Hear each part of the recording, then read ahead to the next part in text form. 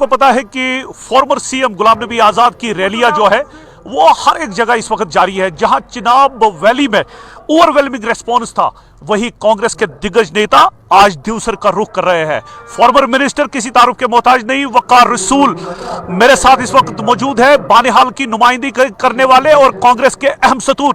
वकार साहब, दिवसर आप आए, सर कैसा लग रहा है? पहले सब कश्मीर वैली के लोगों को और खुसूसन दिवसर काजीगुंड के लोगों को मेरा सलाम, क्योंकि मैं इनका हमसाया हूं जी।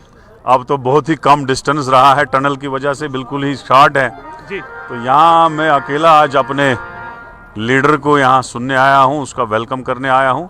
इंशाल्लाह जिस हिसाब से आज वेलकम यहाँ भी हो रहा है, उस हिसाब से लगता है कि एक वेव जो है 370 तोड़ने के बाद जो उम्मीद गुलाम नबी आज़ाद साहब पे लोगों को है, वो उम्मीद कहीं ना कहीं लोगों में आज दिख रही है जी। और इंशाल्लाह अच्छी वेव है कांग्रेस की, और आइंदा मुझे लग रहा है कि आज़ाद साहब की सदारत में कांग्रेस स्वीप कर देगी जम्मू कश्मीर में तमाम इलेक्शन। वकार साहब, काफी अच्छा लगता है जब आप लोगों के बीच जाते हैं, लेकिन टनल के उस पार का माहौल एक है, इस पार का माहौल जो है थोड़ा डिफरेंट है, और जो डायनामिक्स पॉलिटिक्स की है वो डिफरेंट है। क्या कहना चाहेंगे, where do you think you are fit in these political situation? मुझे तो नहीं लगता कोई माहौल में फर्क है, क्योंकि हमारी रिश्तेदारियां हैं पूरी, यहाँ जुड़े हैं जी। और काजीगुंड के से मेरे घर तक 10-12 मिनट लगते हैं टोटल, कोई ऐसा कुछ नहीं है। माहौल यहाँ बनाया गया है, मतलब सिचुएशन को टेंस बनाया गया है जी। वो आपको पता है कि कौन बना रहा है सिचुएशन को टेंस, इसलिए बना रहा है कि कहीं ना कहीं उनको फायदा हो जाए उसका।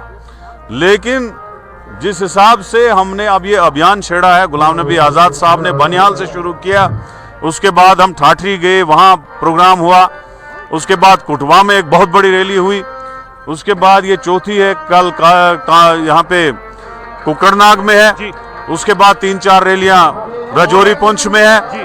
और उसके बाद 4 को रामबन में है, उसके बाद डोडा में, और उसके बाद सीरीज ऑफ रिलीज चलती रहेंगी इंशाल्लाह। माहौल को सुधारने में, जैसे गुलाम नबी आज़ाद ने जब चीफ मिनिस्टर का पकड़ा था, उस हिसाब से माहौल को सुधारने में कांग्रेस पार्टी ही जो है सक्षम है, और आज़ाद साहब की ही लीडरशिप है जो इस माहौल को सुधार सकती है, जो इस कश्मीर के सिस्टम को ट्रैक पे ला सकती है, न कि बीजेपी, पीडीपी या नेशनल कॉन्फ्रेंस। इसका उनका कोई योगदान इसमें हो सकता है। सर, एक आखिरी सवाल, सर आपको लगता है कि कांग्रेस इस वक्त यूनाइटेड है? क्योंकि जो र्यूमर्स है सर, र्यूमर्स, हालांकि मैं ये बात छेड़ना नहीं चाहता था, लेकिन जब आप जैसे दिग्गज नेता इसका जवाब नहीं देंगे तो फिर क्या?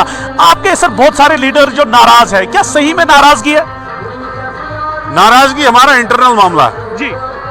मुझे यकीन है कुछ दिनों तक वो भी सुधर जाएगा। बैठ के बैठक करके ये चीजें सुधर जाती हैं, और कांग्रेस में ये पीछे से होती रहती है। हमारी ये डिमांड है कि एक ताकतवर मजबूत लीडरशिप को यहाँ पे ताकत दी जाए, जिससे हमारी स्टेट में दोबारा गवर्नमेंट आए, और एक खुशहाली का दौर जो गुलाम नबी आज़ाद साहब के टाइम में आया था, जिसमें डिस्ट्रिक्टों की बूछाड़, कॉलेजों की बूछाड़, स्कूलों की बूछाड़, पानी की स्कीमें, रोडों की स्कीमें, जो भी काम, डबल शिफ्ट, ट्रिपल शिफ्ट, जितना विकास का काम उसके दौर में हुआ वो दोबारा होना चाहिए, ताकि कश्मीर में खुशहाली दोबारा लौट के आए। सर चलते चलते अगर सर इलेक्शंस होंगे, जाहिर सी बात है डिलिमिटेशन एक्सरसाइज जो है वो कंप्लीट होगी, कांग्रेस कितनी सीट्स लेने में जम्मू कश्मीर में कामयाब हो सकती है? मुझे लगता है 50 तो हम क्रॉस ही कर देंगे।